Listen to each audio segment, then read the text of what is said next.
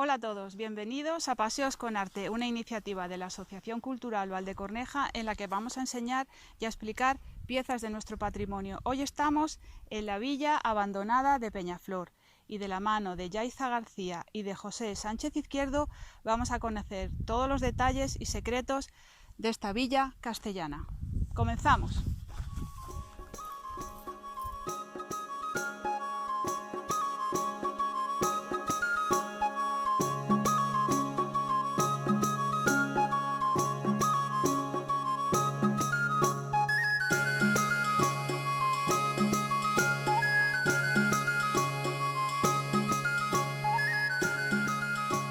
Las ruinas de Peñaflor. Ver en lo que se ha convertido lo que en su día fue una villa. Estar aquí, en este lugar, me provoca una doble sensación. Por un lado, el privilegio de ser testigo del paso del tiempo y por otro, el desasosiego de ver el abandono y lo que dejamos a nuestro paso allá donde habitamos.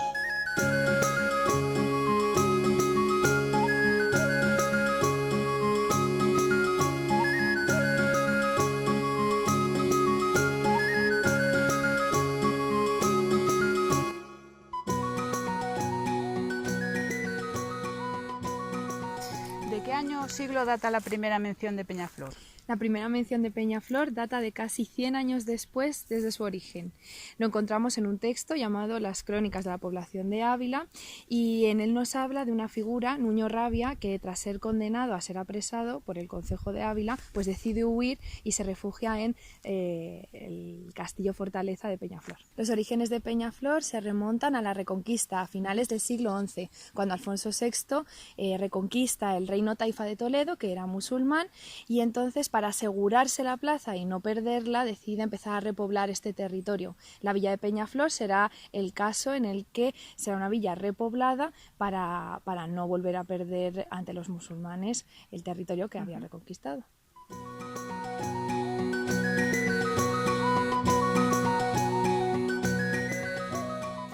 Bueno, pues ¿cuántos núcleos familiares había? ¿Cuántas familias vivían aquí? Bueno, de esto tenemos poca información, pero la poca que tenemos data aproximadamente del 1526 y sabemos que habría como 16 habitantes. Estos habitantes vivirían distribuidos en 9 casas.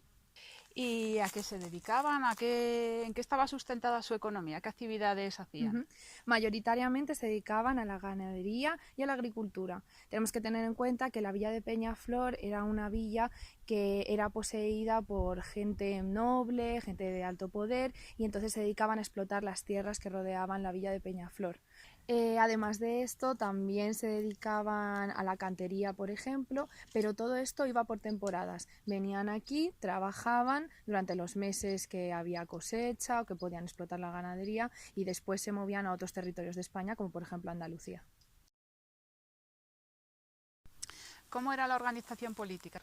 Bueno, la organización política de la villa de Peñaflor, para entenderla tenemos que tener en cuenta que era una aldea muy pequeña. Entonces estas aldeas dependían normalmente de los núcleos medios que tenían a su alrededor y a su vez estos núcleos medios dependían de los núcleos un poco de mayor tamaño que también se encontraban cerca.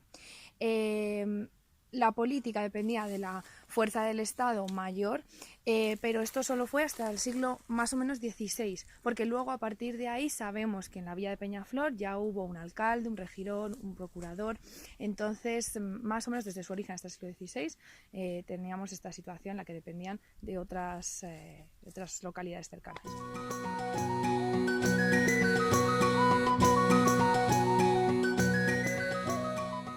¿Qué sabemos de la vida religiosa? Bueno, es lógico pensar que como la villa de Peñaflor fue parte de la Reconquista cristiana, pues los habitantes serían cristianos. Pero la verdad que hasta el siglo XVI no tuvieron una vida religiosa más intensa. Lo que hacían los habitantes de aquí, como no tenían una institución religiosa que les guiara, tenían que ocuparse ellos mismos de su propia educación religiosa, ya sea pagando para confesarse, y sabemos que había mucha gente que fallecía sin la extrema unción, por ejemplo. No fue hasta 1501 cuando se crea iglesia del tejado, y toda la institución religiosa que la rodeaba también ejercía aquí en la villa de Peñaflor. Eran los habitantes los que se tenían que trasladar a la villa del tejado, pero ya recibían cierta educación religiosa. Más tarde, como esto era una situación bastante incómoda para los habitantes, en 1517 se empieza a realizar una campaña para la construcción de la iglesia en Peñaflor, y se consiguió, ya que después se construyó la iglesia. Aquí, con estas vistas de la torre de la iglesia, Yaiza, cuéntanos de qué año data la construcción de la iglesia de Peñaflor. La iglesia se construyó en el 1517 y cuando se construyó, la verdad que era una iglesia básica, una planta rectangular, y lo curioso de la iglesia es que se situó el campanario o espadaña en lo que era la torre del antiguo castillo de la villa de Peñaflor, y bueno, hoy en día todavía podemos verlo. ¿Qué obras de arte se custodiaban en la iglesia? Aquí en la iglesia teníamos varias obras de arte, retablos, cuadros, la pila bautismal, y muchos de ellos lo conservamos hoy en día en la iglesia del tejado, que fueron trasladados después de que la villa fuera despoblada. Conservamos, por ejemplo, el cuadro de la Anunciación a la Virgen, un retablo de la Crucifixión de Cristo, el Cristo de Mirere. La pila bautismal que vemos en la iglesia del tejado también procedía de la iglesia de Peñaflor, y las campanas, que también fueron trasladadas allí.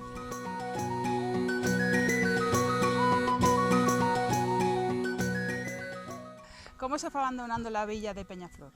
Bueno, finalmente en el siglo XIX, en 1822, la villa de Peñaflor pertenecía a los duques de Alba. Estos decidieron venderle la villa y los terrenos a un comerciante de lana, Felipe de Gaminde, y él lo aprovechó para justamente eso, para pastorear. Los habitantes, como vieron que ya no había trabajo, ya no podían labrar el campo o dedicarse a la ganadería, tuvieron que irse a otro lugar y se despoblaron.